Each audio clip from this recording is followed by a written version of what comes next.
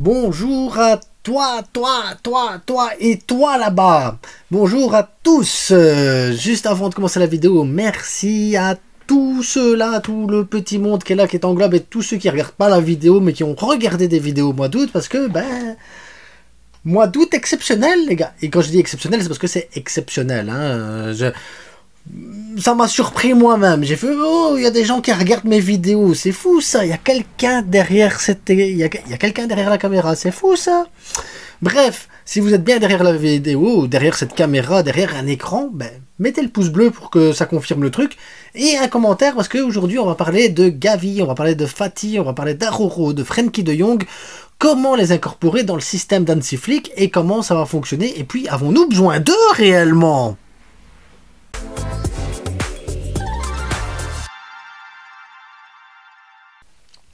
Bon, évidemment, question qui n'en est pas une. Avons-nous réellement besoin d'eux ? Oui, on a besoin d'eux. Oui. C'est une question là, vraiment. J'ai envie de dire, c'est bête comme question, mais après, est-ce qu'il y a réellement des questions bêtes ? Je ne crois pas. D'ailleurs, en commentaire, si vous avez des questions bêtes, mettez-les aussi. En attendant, on va commencer par la défense. Donc, en défense, actuellement, on sait, c'est notre défense type. Balde, Inigo, Koubarsi, Koundé, c'est la défense ultime de la Liga pour le moment. Ultime, j'ai envie de dire ultime. La classe. En remplaçant, on a Martin, et on a Hector Ford, et on a des joueurs de la B. Waouh, ça c'est fort, ça. Donc, le retour d'Aroro prévu 1er octobre. Normalement, on est toujours surpris, mais là on a un staff technique et un staff médical quand même, on sent qu'il y a une petite différence. Donc quand ils disent 1er octobre, j'ai envie de les croire, moi de mon côté. Donc Aroro, est-ce que vraiment ça va changer le système de Flick et tout? Est-ce que voilà, parce qu'il a problème de relance, est-ce qu'il a le niveau, et puis est-ce qu'il a le comportement d'un capitaine? Moi j'ai envie de vous dire les gars, on s'en fout. Tout ça on s'en fout. Inigo, Koubarsi, c'est ta défense. Moi, j'ai rien contre Inigo, j'ai rien contre Koubarsi. Les deux, si tu dois prendre la qualité de passe, les deux, ils bouffent Aroro, mais ils le bouffent là au déjeuner comme ça. Il fait Aroro, t'es bon. Mais après, t'as des matchs qui cumulent, t'as des blessures qui peuvent arriver, t'as des temps de jeu qu'il faut tourner.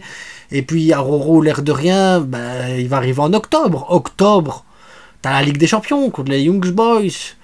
Ah, à la veste, c'est vite, tu vas me dire, on s'en fout, mais t'as le Bayern et t'as le Real Madrid fin octobre. T'as le Bayern et le Real Madrid. Est-ce que le Bayern et le Real Madrid avec Inigo, Martinez et Koubarsi uniquement, ça va le faire?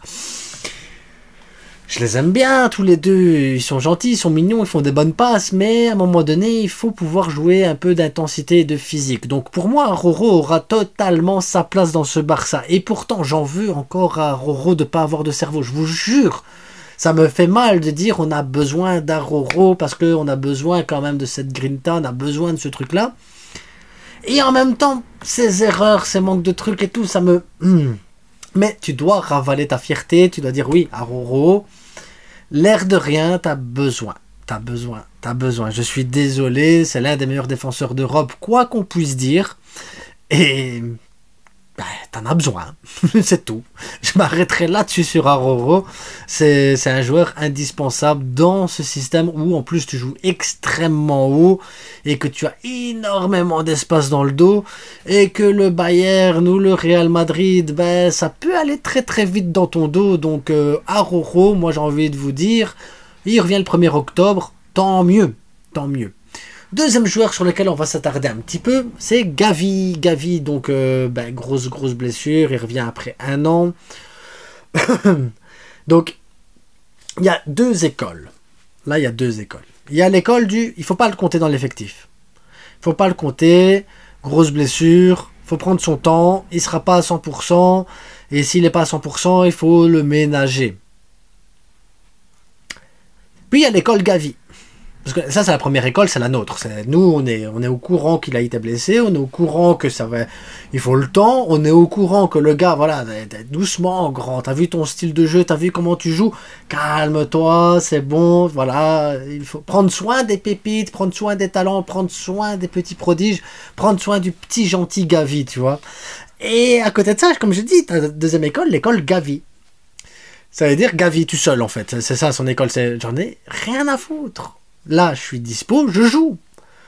Là, 200%, je vais aller dans le tas, je m'en fous. Techniquement, bazar et tout. Il va aller, il va se donner à 600%, il va falloir le ménager. Puis c'est à l'entraîneur de gérer ça et de lui dire, attends 2 secondes.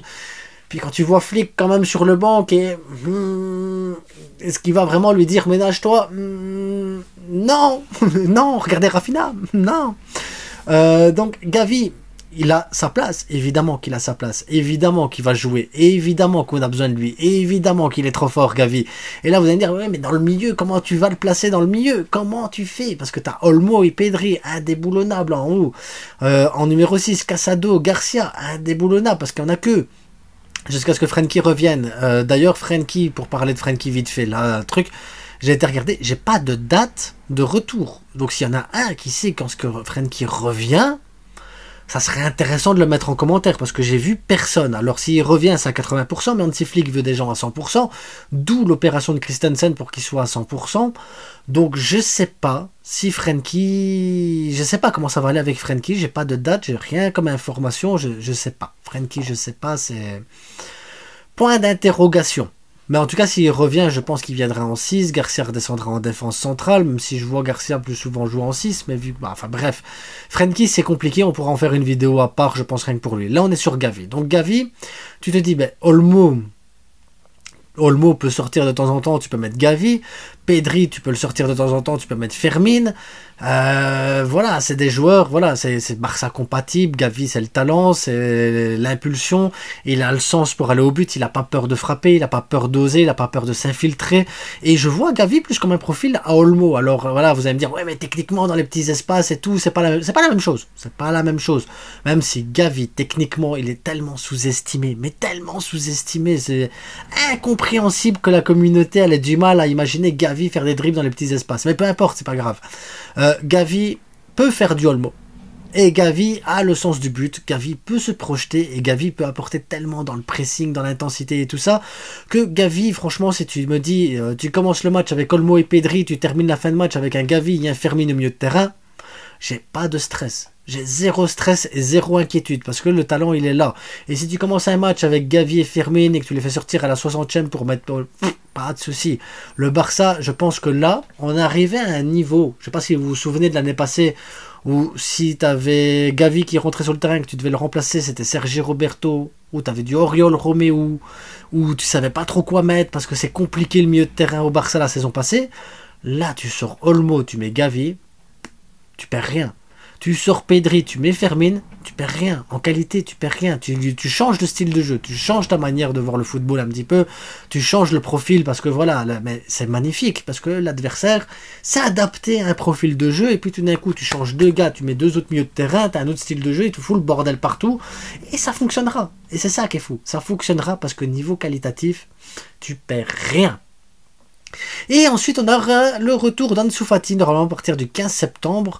Ansu Fati, beaucoup de gens sont en mode interrogation. Ansu Fati, il va peut-être jouer en 9, ou peut-être à la place de Rafinha. Comment ça va fonctionner? Bien sûr, en remplaçant. Bien sûr, ce sera un remplaçant Fati. Attention, ce sera pas titulaire. C'est pas comme Gavi, où je vous dis, le gars, tu le mets...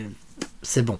Ansu Fati, tu as toujours cette interrogation. Dans quel état d'esprit il va revenir? Dans quel état de forme il va revenir, quel est son état de santé, quel est son truc, quel est son rôle aussi qu'il va avoir, 9, demi-espace, 9.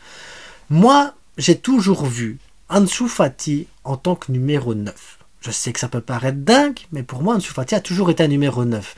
D'ailleurs, quand l'Espagne a été éliminée à la Coupe du Monde contre le Maroc, j'avais dit c'est pas grave, dans 2 ans l'Euro ça va bien fonctionner, Ansu Fati va revenir, on va le foutre en 9 à la place de Morata, ça a super bien fonctionné parce qu'à gauche tu auras Nico Williams, à droite tu auras Lamine Yamal, là tout jeune, j'avais dit il va déborder, tu vas voir, et je dis tu vas avoir une attaque Nico Williams, Fati, Yamal avec l'équipe d'Espagne et Fati en 9 parce que ben, justement il est mobile, très mobile. Techniquement, les petits espaces, il a l'instinct de buteur et tout. Donc pour moi, le fait qu'Hansi Flick le voit en numéro 9, ça ne me choque pas. Ça ne me choque pas.